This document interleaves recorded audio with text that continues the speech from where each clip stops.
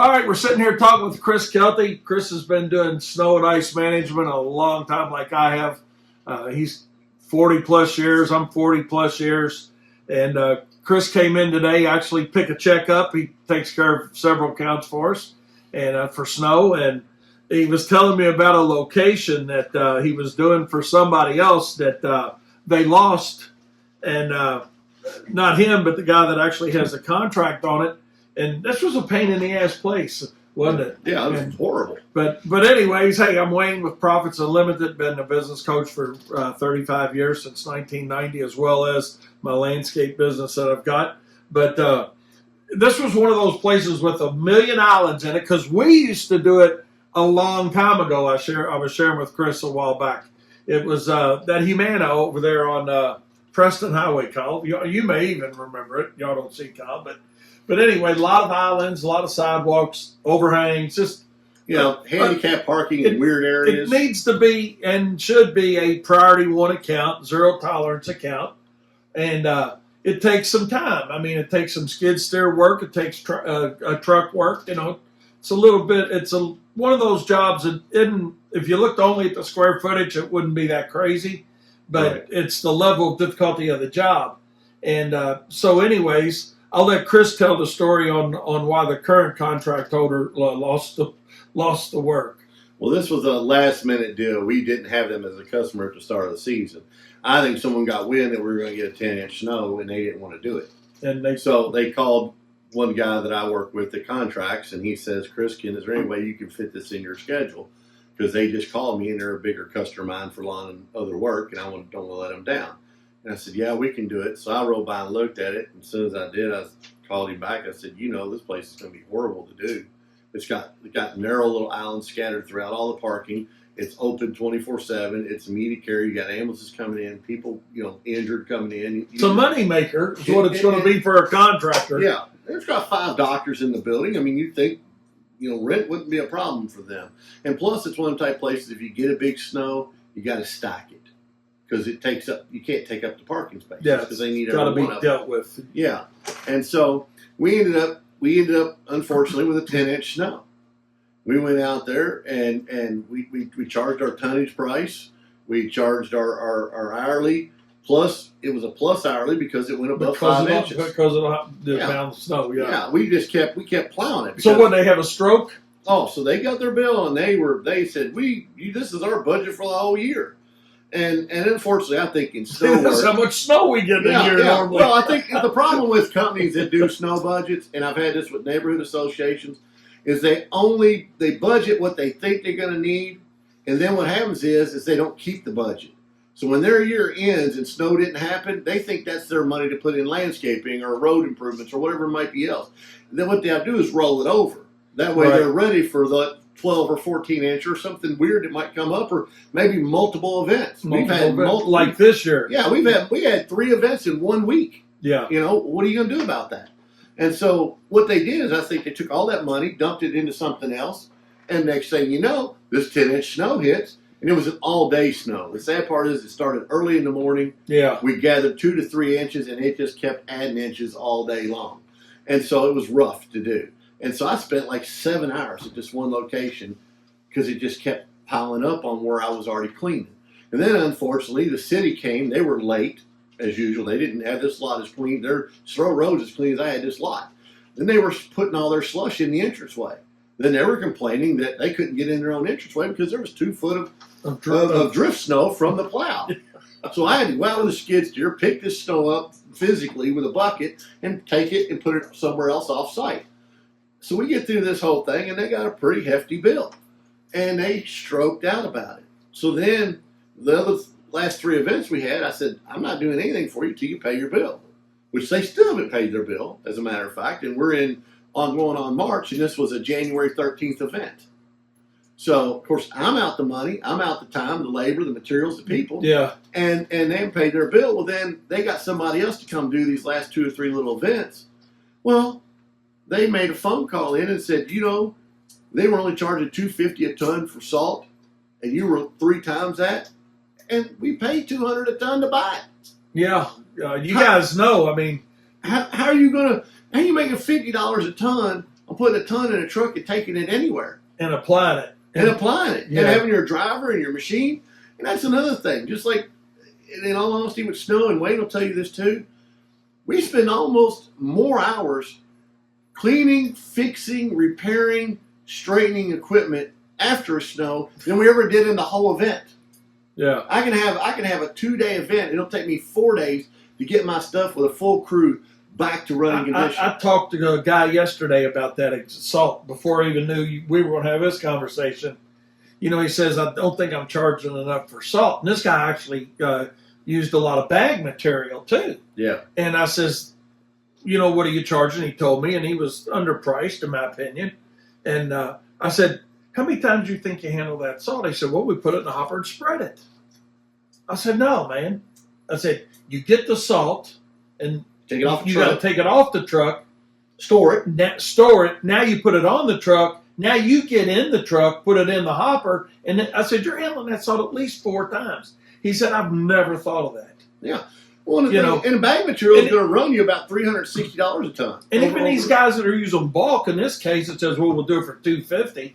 Well, even if he's working off an old supply there where he's not paying more because of the demand now in most markets across the country because of so much snow, even at 110 a ton or 100 a ton, $250 a ton applied ain't enough. Mm-hmm. It's really not.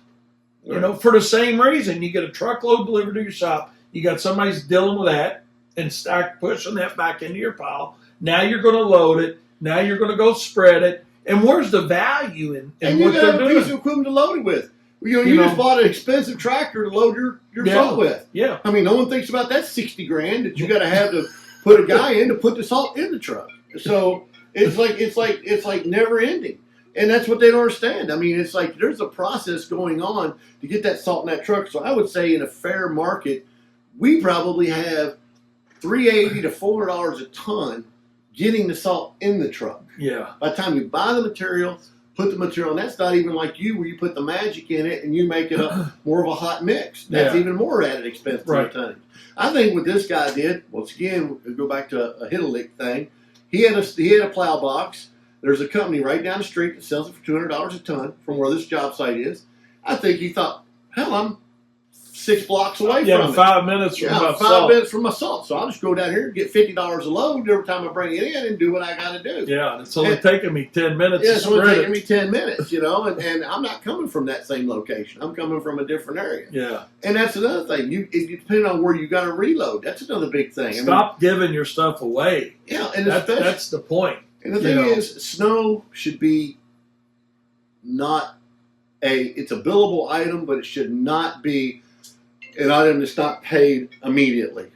And what I mean by that is that Wayne's smart. He does service contracts, so people pay him yearly, which keeps cash flow. And that makes sense if you're doing a neighborhood or lawn association or whatever you're doing, and you're mowing and maintaining and mulching. You get those checks spread out, and you get an income. But when you do salt, customers should know that's an a la carte item. Yeah, that's right. That needs to be paid immediately because our overhead is instantaneous from that. You know, you start telling your guys we got to be out at 3 in the morning, and suddenly your guys are into overtime, and suddenly you're into all this money and breakdowns and things you're trying to fix as you go. I mean, I took a truck had a fuse link problem. It cost me $380 for us to track it all down. That's just one little problem. Every year you get done with salt, you got to fix all your wiring. You got to fix all your lighting. You got to check all your brakes. I mean, it eats everything up that we put it out on. Even if you're washing good like me and Wayne do. So don't kid yourself and think that, you know, you're going to take material cost times 1.5 or something like that and make any money on it. No. You're creating cash flow. Yeah. But you're not creating any profit dollars. You're creating cash flow, and then in the summertime when you're mowing your lawns, you're going to be fixing your trucks for the salt damage done to them. Yeah. You're going to be like, why am I in here getting a whole set of brakes and calipers and seals? We had one dump truck that we took everything out from underneath, the emergency brake cable, everything. It was roached. The guy showed it to me. It was crumbling in his hand. It cost me by the time I put tires and brakes, hubs, seals, everything on that truck, $8,000. And everything that needed to be replaced because I was standing there looking at it when he took it off. And he wasn't lying about it. And don't think it's not going to happen to you because chloride's chloride. Yeah. I mean, it is. It's very detrimental. We got a Bobcat plow blade that we didn't wash right away. We had it sitting outside because we had a cylinder break on it. We pulled it up there today, take the cylinder off and wash it. It had already eaten through the face of the plow. Where the salt had sit there, Yeah. it had pitted the metal and was eating through the metal. I told my guys that we should have washed this the day we brought it home. And that's just a snow plow. We were plowing the material that had salt on the ground. So that got on there from us just driving it to job sites and stuff. It had nothing to do with us spreading salt with it. Yeah. I mean, we got 2 salt spreaders that the vibrators broke. The metal just disintegrated, and we had to rebuild the vibrators.